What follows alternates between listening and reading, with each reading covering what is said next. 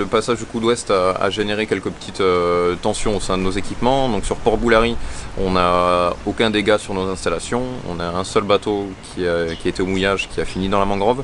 Donc on essaie de joindre le propriétaire pour essayer de l'aider.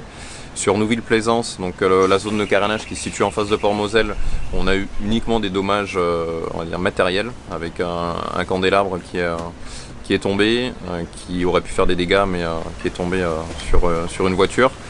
Pas de dommages physiques. Sur Port-Moselle, on n'a eu aucun dégât sur nos installations ni sur les bateaux de nos clients, donc qui ont tous été prévenus en amont du passage de ce coup d'Ouest. Et sur Port-Brunelay, on a deux bateaux qui ont dérivé de la belle Orphelina, qui sont échoués à l'entrée du port, donc sur la digue.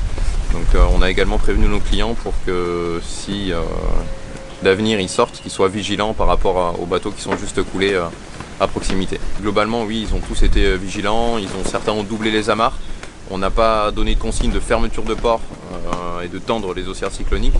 Donc certains sont venus par précaution doubler les amarres, ce qui a été suffisant pour passer cette nuit-là. Et donc là, le plus gros est passé, on est revenu dans des alizés un peu plus conformes. Donc on va dire que le plus dur est passé.